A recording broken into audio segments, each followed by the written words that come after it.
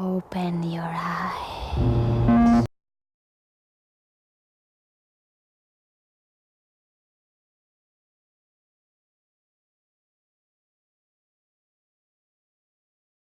There hasn't been a lot of squabbling. What we've simply said is the facts, which are that based on uniform intelligence assessments, the Russians were responsible for hacking the DNC. Open your eyes.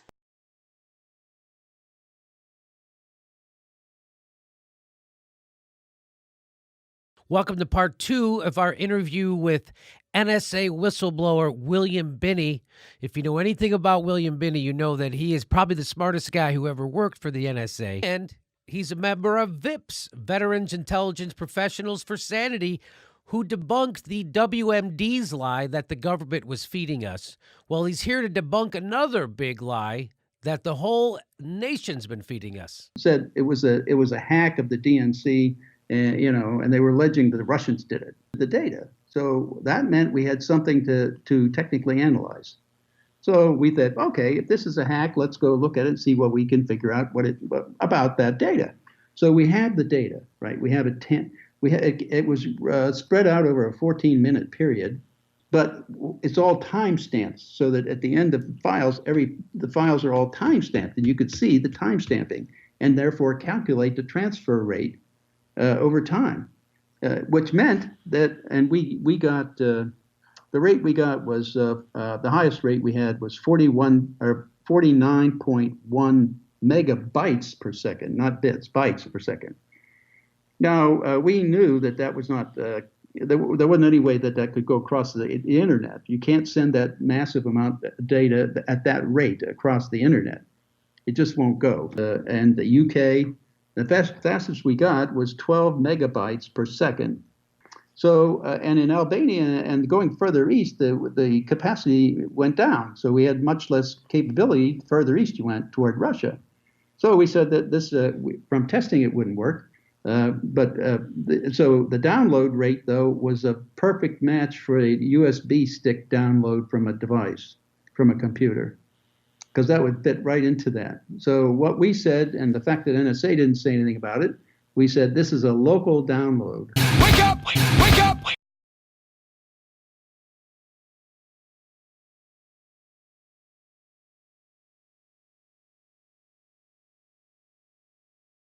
This is an internal document from the Hillary Clinton campaign, and it was created, Hillary Clinton for President consultant team, a guy named Pete Brodnitz. This is from June 26, 2015, and this is from an internal poll they did on the horse race, and it's called Top Line Results. So if you look where that arrow points, that's the conclusion of their internal polling was that Secretary Clinton's top vulnerability as tested in this poll is the attack that claims that as Secretary of State, she signed off on a deal that gave the Russian government control over 20% of Americans' uranium production after investors in the deal donated over $140 million to the Clinton Foundation.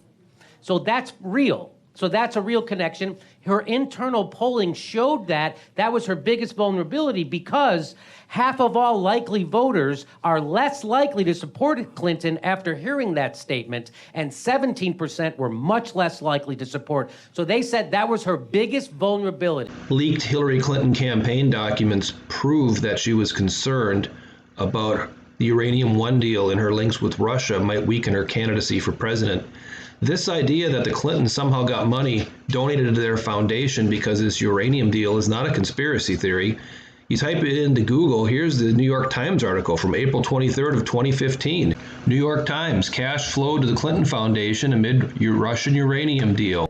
And by the way, Bill Clinton also got $500,000 from a Kremlin-connected bank at the same time as this deal was going through, and that was among his highest paid speeches of his life. Wake up! And what do with your vulnerability? You throw it on your opponent. Or Donald Trump starts to surge. At the end of 2015, he starts to surge, and they start to get scared. So if you read that part in blue at the bottom, what it says is, the best approach is to slaughter Donald for his bromance with Putin. The New York Times reports on the growing FBI investigation into the Democratic National Committee email hack. Secretary of State John Kerry this morning raised the issue with Russia's foreign minister. The Russian scoffed at reports Moscow is behind the hack. The Clinton campaign has pointed to his so-called bromance with Russian President Vladimir Putin.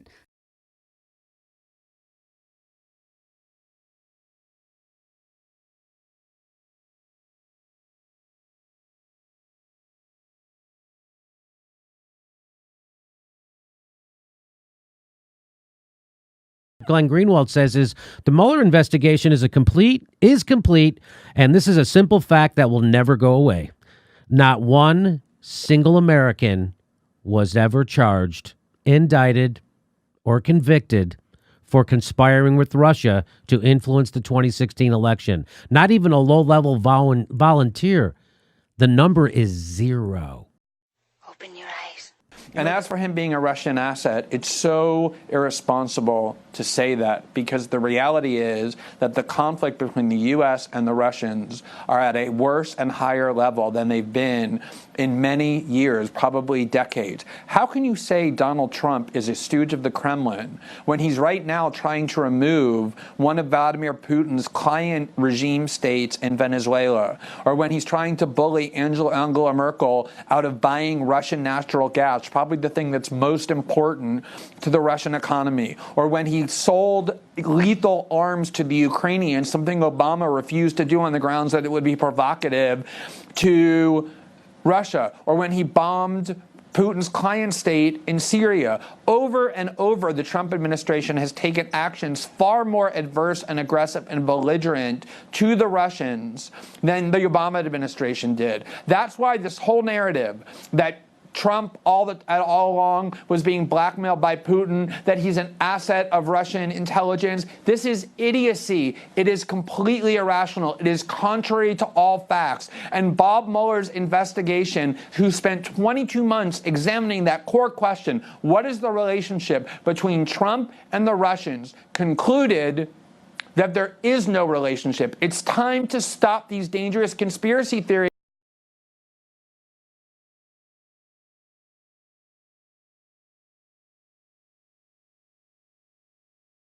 Donald Trump's done. He's done. Breaking news. A bombshell. And breaking news. We have another bombshell. Beginning of the end.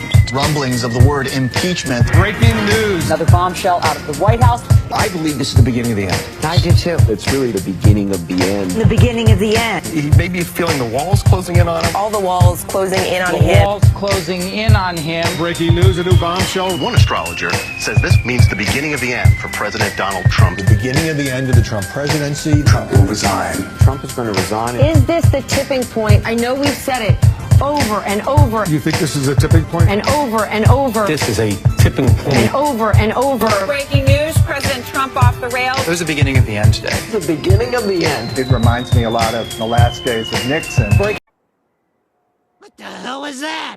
Here's Rachel Maddow. You want to see how bad it's gotten? Someone put this together from just one episode of her show from last March, and I'm going to play it for you. Here we go. Vladimir Putin, Russia hates Russia, Putin, Russia, Moscow, Russian, pro-Russian, the Russians,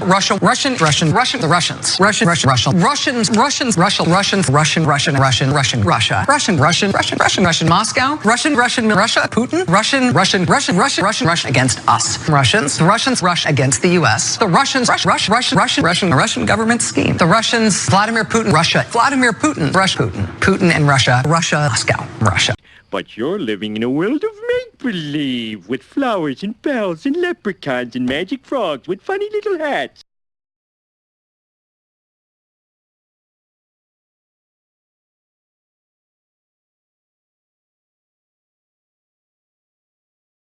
Over Special Counsel Robert Mueller's final report on Russian interference in the 2016 election. It is front page news across the country, as one would imagine. Now, a summary released by Attorney General William Barr says Mueller found no collusion between President Trump or his campaign in Russia. During his press conference today, Robert Mueller repeated a claim we've heard from official Washington virtually every day for the past 2.5 years. The claim is that in 2016, Russia made an unprecedented assault on the integrity of America's democratic system. Russian intelligence officers who were part of the Russian military launched a concerted attack on our political system. The indictment alleges that they used sophisticated cyber techniques to hack into computers and networks used by the Clinton campaign. They stole private information and then released that information through fake online identities and through the organization WikiLeaks. The releases were designed and timed to interfere with our election and to damage a presidential candidate. Well, that sounds compelling and terrifying, but is it actually true? Have we really proved that? Open your eyes. After 2 years of investigations, what does the evidence tell us? Aaron Mate has been covering this story very carefully. He's a contributing writer at The Nation magazine, and he joins us tonight. Aaron, thanks a lot for coming on. The bottom line here is that we don't know, and in fact, Mueller even acknowledges in his report that he doesn't know, because when he talks about the theft of DNC emails, he talks about the Russians appear to have stolen the emails. He doesn't say the Russians stole the emails. He uses that qualifier, appear. And he also doesn't rule out the fact that... I'm sorry, may I stop you right there? This is in, that one right over my head. In the Mueller report, you're saying he does not unequivocally claim that they did it. He says only they appear to have done it?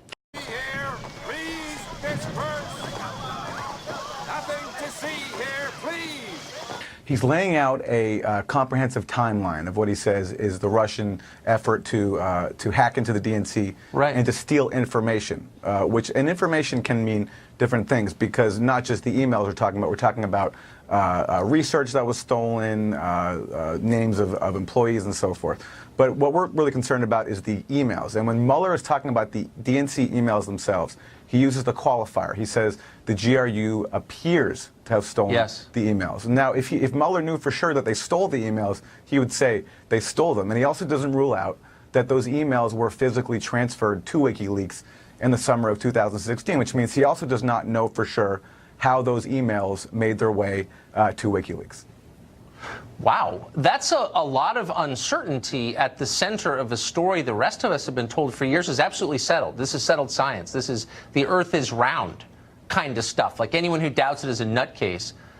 Why are they pretending to know things that they don't know? Well, because we have a media and political culture in this country where we're supposed to just believe what U.S. intelligence officials say on faith.